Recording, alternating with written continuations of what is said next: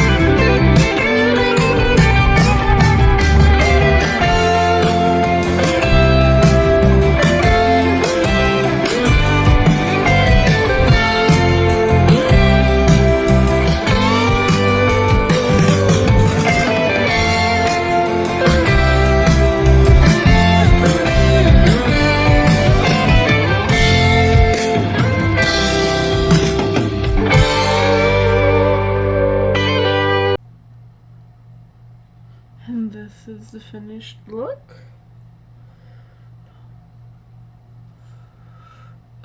I kind of did a female version.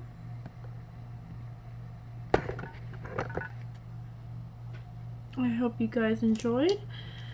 And the two products that I used was this Wet n Wild paint palette and a Marron cream blend stick.